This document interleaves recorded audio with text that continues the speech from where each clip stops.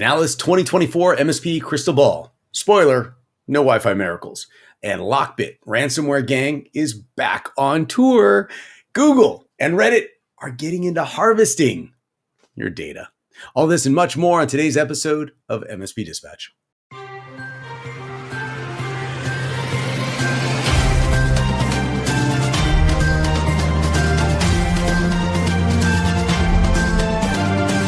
This episode is presented by OIT VoIP. Enhance your client's communication abilities with our VoIP solution, featuring integrated billing, on-demand training, and live US support. Collaborate seamlessly with Microsoft Teams integration and put your entire phone system in your pocket with Mobile X. Improve your offerings and increase profitability with reliable service for 1/10 of the average MSP acquisition cost. To learn more, visit oit.co or dial 844-CALL-OIT. Good morning and welcome to the February 27th episode of MSP Dispatch, your source for news, community events, and commentary in the MSP channel. My name is Tony Francisco and I'm joined by my amazing co-host, Fabuloso Ray Orsini. How are you doing, Ray? How was your weekend? I'm good, dude. I had a great weekend. I'm back in the office, changing stuff up and, breaking things as I'm wont to do. And, changed up my lighting and I completely hate it because I'm a total prima donna, but we have Reddit IPO next week. So I'm very excited to go to Reddit IPO. Vegas. And then CompTIA CCF. Yes. And then Enterprise Connect. And then I might go see my family after. I don't know. We'll see what happens. Here's a question for you. When you're gone for, let's say, 2 days, possibly 3, the Amazon boxes that pile up on your front door, is it difficult to get into your house with Amazon delivering that much to your door if you're gone for 2 days? So I feel like you're already judging me, and then if I give the actual answer, I feel like I'm going to be judged worse. So I have Amazon Key, so they can put packages directly in my garage. Oh my gosh. B, really, this isn't helping. And the ones that go to the office, I have staff at the office that have instructions to open and let me know whatever comes in. Not to say that I don't also. I have currently installing a conveyor belt that now just takes it all the way to the back of the house where it should go. FedEx may or may not have a route just for me. I'm just saying. And it's not like I stop ordering stuff while I'm at a conference. Like I've had stuff delivered to the hotel. So I was with you at a conference when you said, "Hey, what is that?" And I'm like, "Pretty cool, huh?" And you're like, "Hold on, ordered." And I was like, that's the story of how I got my earbuds from Mike Riggs. Oh my gosh, that is too funny. That's too funny. Hey, the one thing I can say is that it's very predictable that you're going to get stuff from Amazon. Yep. But there's some other people that have predictions as well. And we should probably talk about some news. Oh, let's get into it, man.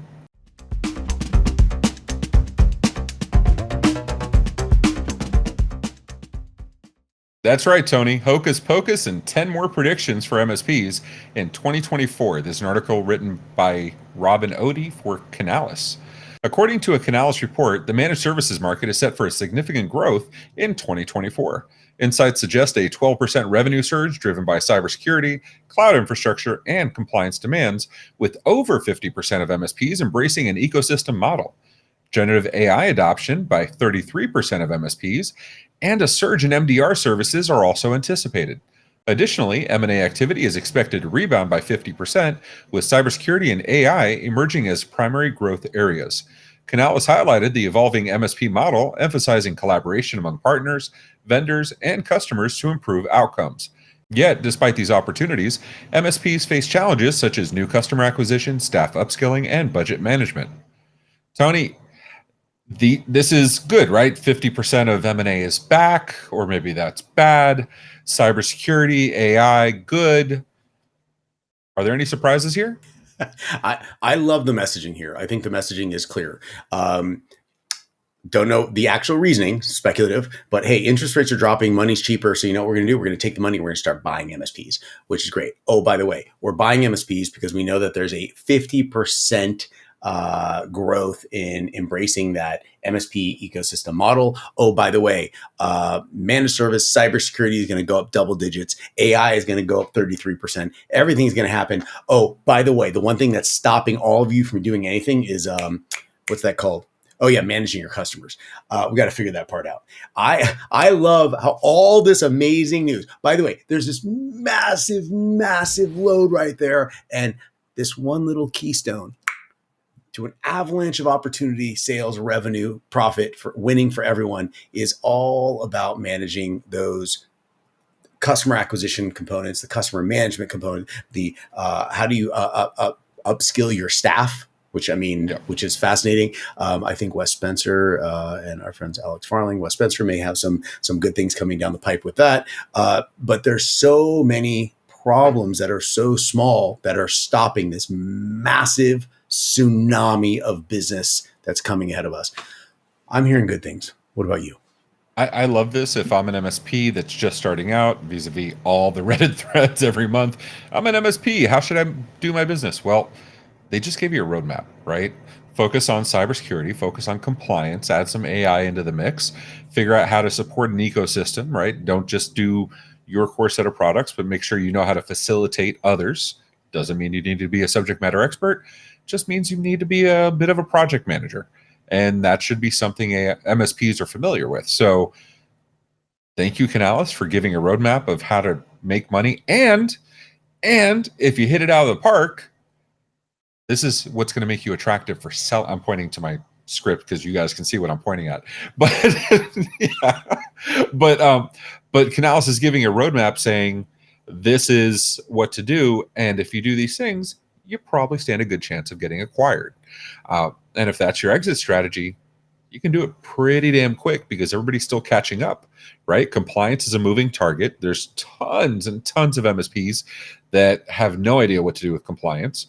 And there's still much less AI, right? We still see the MFA threads. We still see the password threads. We still see, there was a poor gentleman who posted that I don't think they understood that their Screen Connect instance had been attacked successfully, but we redirected him to CompTIA's resources for the emergency response team. But I'm saying that's the competition that's still out there. Yes, there's the giant players, of course, but if you're just entering MSP space, you're not competing against the giants. You're competing against the other MSPs in the space. And reading an article like this, planning off that kind of article, that gives you the flexibility to just build something profitable and right from day one, and will give you a step up above every single one of your other competitors. That's a win to me. You know what else is a win, Tony? I love when, yes, stuff goes up, stuff goes down, but our emergency response teams, our fire departments, our search and rescue, our police departments never, ever, ever go down. We can rely on them 24/7 because they're never disrupted, right? No.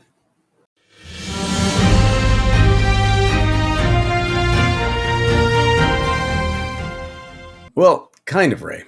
In my first story from bleepingcomputer.com, LockBit Ransomware returns after restoring servers after disrupting police. Less than a week after Operation Kronos took down 34 servers, LockBit Ransomware resumed its operations, posing a bigger threat to the government sector and prompting a new review of security measures. LockBit immediately confirmed the breach, attributing it to 5 years of neglect in security measures. Additionally, the gang admitted to personal neglect in updating the PHP servers, which is likely the cause of the hack of the main servers running 8.1.2 by the critical vulnerability CVE 2023-3824. To regain affiliates' trust, LockBit has strengthened its security by decentralizing operations, upgrading measures, and manually releasing decryptors. The gang also plans to host affiliate panels on multiple servers and grant access based on trust levels, further reducing hacking risks. Despite LockBit's effort at damage control, affiliates may still have doubts following the gang's recent setback. So, Ray, I have so many questions for you. I'm going to start off with this one first and foremost. Have you had to deal with a ransomware issue? Never. Oh my gosh, never. Yeah, I mean, I've talked about it in 2012 where I still have leftover Bitcoin from a client that got ransomwared. And leftover Bitcoin. That's actually really funny. In all seriousness, you understand the what is it? Over 60% of SMBs, if they are attacked by ransomware, that's it. They're done. They're just done. Yeah. And I think that's a pretty well-known statistic at this point. Ransomware is terrifying to everyone. And the thought of it actually going into a single, let alone multiple, let alone, we're talking city, county, state, national, global level ransomware is more than disruptive. It could literally bring down an entire economy, for lack of a better way of saying it. What are your thoughts on ransomware, LockBit? They're back in Engage. They have affiliate panels now. Are they becoming an entirely new channel, which is the dark side, for lack of a better term? Keep me honest on this. Educate everyone. What are your thoughts on this? Because this is an absolutely terrifying subject for me. I think just like the Canalys story was a roadmap for MSPs, how to handle, what business initiatives they should be doing. I would say LockBit is an excellent example on how to have disaster resilience for your company. Coming back after a global event where 1 week later they're up and running. I don't know any MSP that could take a global hit like that. I don't know. Come back this is the part I don't understand. Like, my brain can't make the connection of how did you do that, and is it actually done? Is this a faux? This kills me because they put out an RFO, for God's sakes. They put out a reason for outage. They said our security's been less than stellar for the past 5 years. We were out of date, right? But they owned up to it. They were transparent. And then they made actions to regain the trust of their affiliates, for God's sakes. That's Cloudflare worthy RFO, right? Like that, like 5 years. They literally say personal neglect to PHP servers. First off, if you have a PHP server and there's any neglect, if you're not looking at that every 16, 17 minutes, there's neglect going on. 5 years? Somebody's WordPress just got popped right now. And again, and again, and again, and again. I am, but the fact. So here's where I'm going with this. Not only is LockBit have they been hacked by ransomware, which is so traumatic to everyone.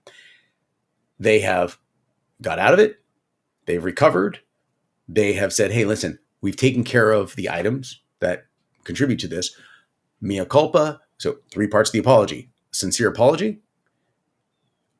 What can I do to make it better? And here's what I'm doing so it doesn't happen again. Okay. I think they're actually addressing all 3 of those right here. And I'm wondering, is this the future? Are they creating if you are hacked, compromised, this is what you need to follow? Is that acceptable to you? I mean, yeah. As far as a business, yeah. Kind of. If that's one of my vendors, I kind of like it. Scenario. I kind of like it. I don't want to like it. Bad guys.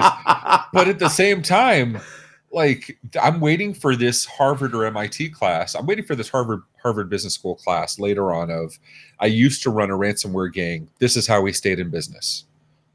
That is an amazing exercise in business management. I want to see that course. Kevin Mitnick taught at MIT, rest in peace, but he taught at MIT. I don't see why someone couldn't go over to Harvard and do the same. And I say Harvard because they open their classes up online so you can attend without attending. So, yeah. That is amazing. Okay, so we could talk about this for a long time, but we'll talk about something good. Gardening, farming, harvesting is good. Harvesting is really good, right? Sometimes.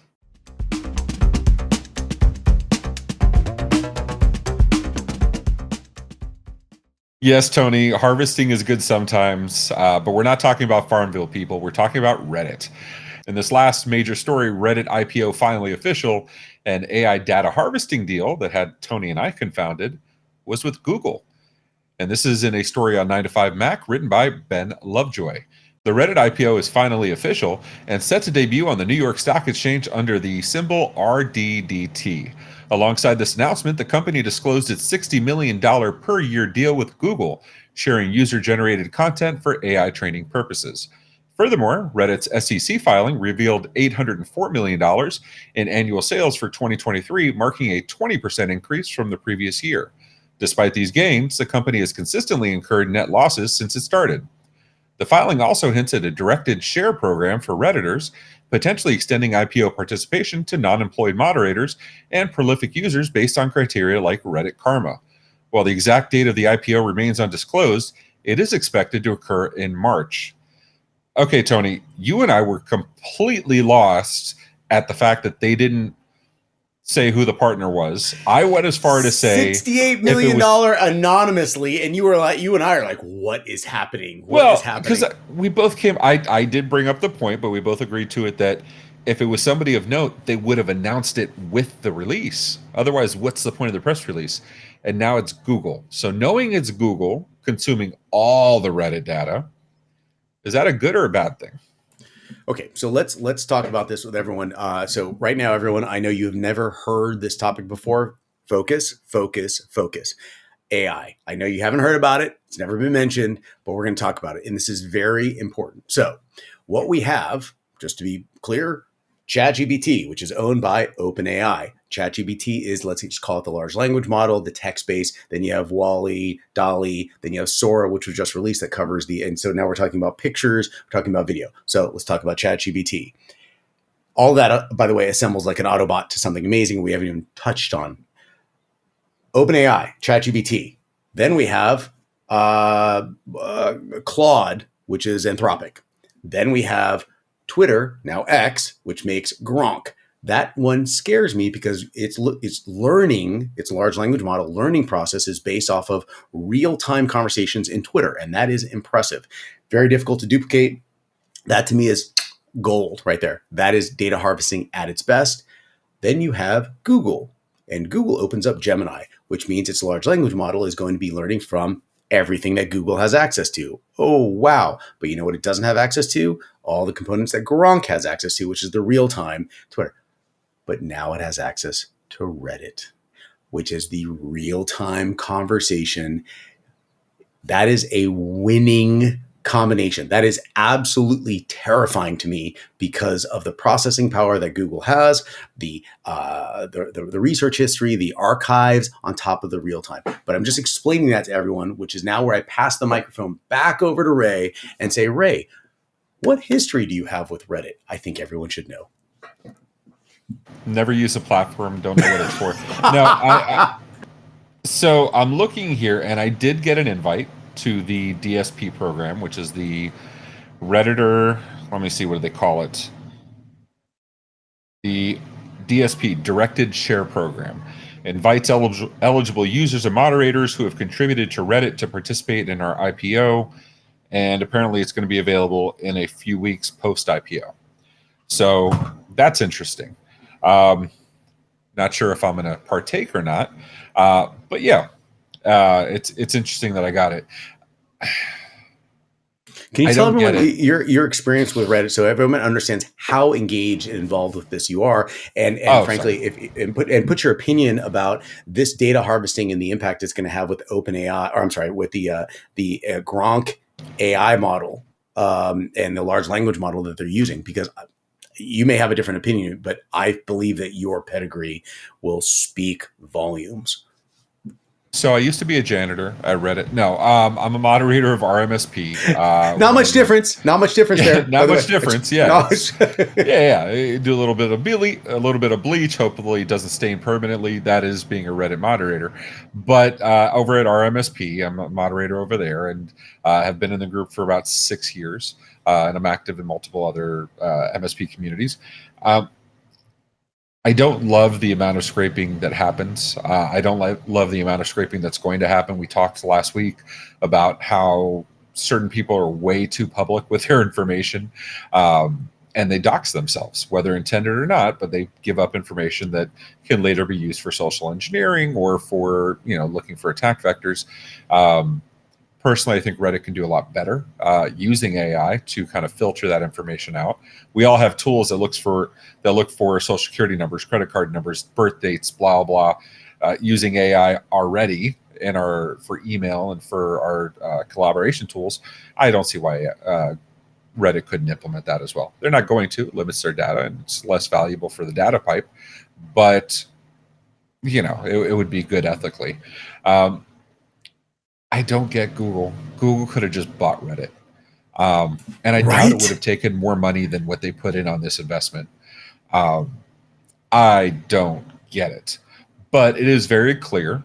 Zuck owns the Facebooks and the Instagram feeds, right? You have Elon with his Twitter feed, and now you have Google with the Reddit stuff, and they already own YouTube and the other properties. I don't know if Orkut still lives on. I don't think so. I think just in like 14 people in Brazil.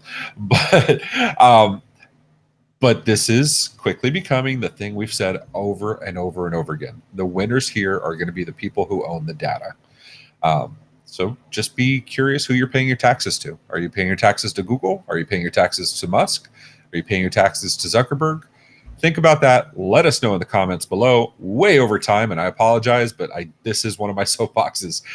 Tony, save us from it. Save us from this, dude. We got some notables. We got some notables, and we could talk about this for days. I'm certain we're going to get some MSPs commenting on this, like, well, what should we worry about? Like, what large language models? And that's the conversation we would love to hear. We'd love to hear that on the Discord. We even have the phone call, which is amazing. You have a phone number. We'll talk about at the end of the show. Let's get into those notables. Let's go talk about notables.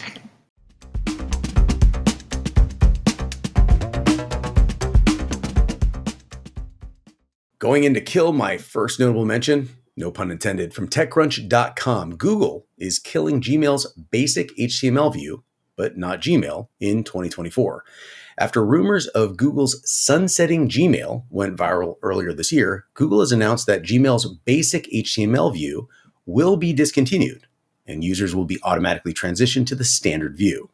The basic HTML view, favored for its simplicity, lacked features like chat and spell checker, but was handy for low connectivity situations. Google's recent focus on AI-powered enhancements for Gmail, like Duet AI feature for email composition and integration with Bard chatbots for historical email queries, represents its ongoing effort to modernize its service. Jumping on my second notable mention from TheVerge.com. Avast is fined $16.5 million for privacy software that actually sold users' browsing data. The Federal Trade Commission, the FTC, has revealed that Avast, a cybersecurity firm, faces a $16.5 million fine for unlawfully storing and selling user data. The company allegedly harvested browsing data without consent from 2014 to 2020, including sensitive information on religion, health, politics, and finances. Despite claims of anonymity, Avast data sold with unique identifiers compromise users' privacy by revealing browsing history, device details, and location. The FTC's order mandates Avast to cease deceptive practices, delete unlawfully obtained data, and inform affected users. Avast spokesperson Jess Money confirmed their dedication to protecting the users' digital lives, and while they disagree with the FTC's claims, they're glad to settle and continue serving their customers worldwide.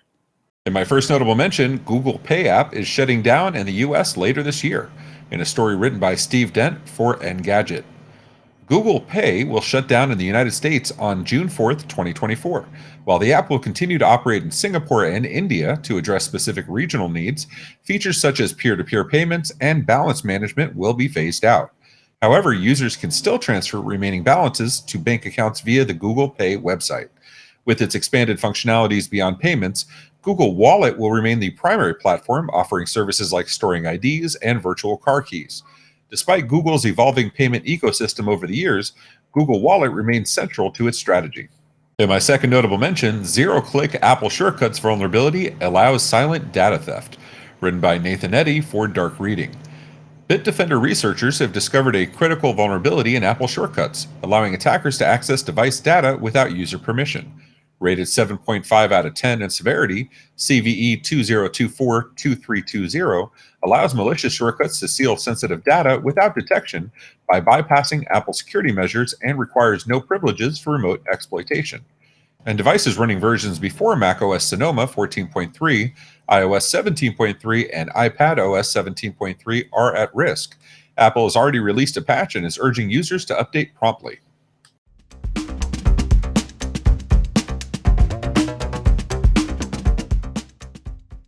In our resource of the week, 17 tips to take your ChatGPT prompts to the next level, written by David Neild for Wired.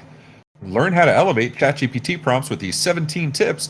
Explore ways to maximize the potential of AI tools like ChatGPT, from generating responses in tabular form to setting limits on answers. As always, the link will be in the show notes below. There are plenty of amazing upcoming events taking place across the community, so let's see what's happening this week. Later today at 2 p.m. Eastern Time, CyberWide's Employees: How to Stay Safe Online, presented by Finn. And then tomorrow through Thursday, 2 in-person events happening, starting with ASCII Edge in Costa Mesa, California, and Channel Pro SMB Summit in Chicago, Illinois. And coming from the MSP Media Network this week, we have tomorrow at 10 a.m. a new episode of AI Roundup, followed up on Thursday at 10 a.m. with a standalone episode of MSP Dispatch. And then, as always, on Fridays at 11 a.m. Eastern Time, MSP Community Live will be back for episode 27.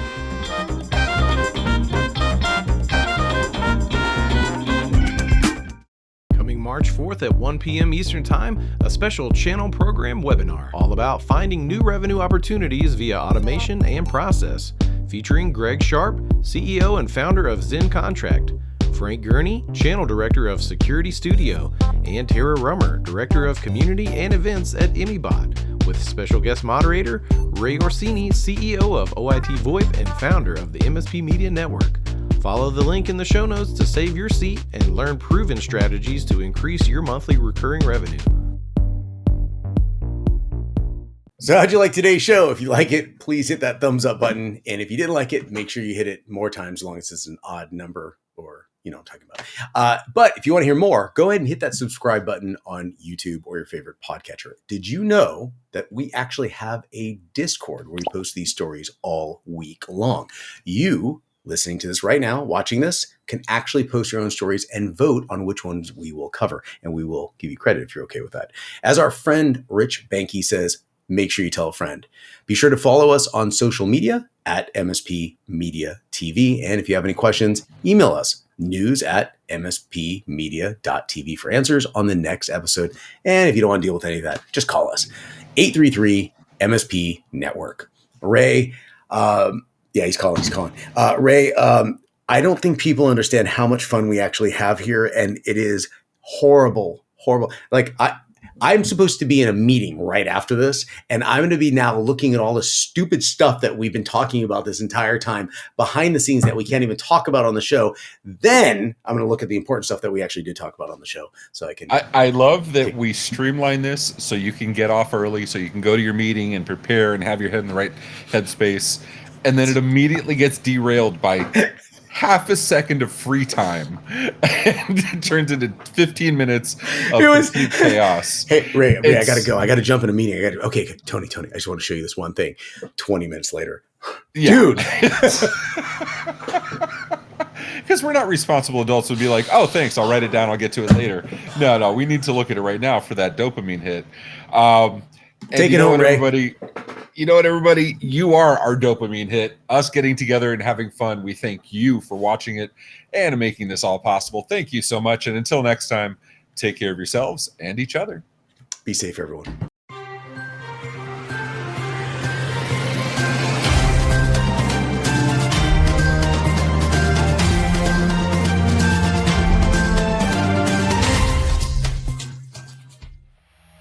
This has been a broadcast of the MSP Media Network.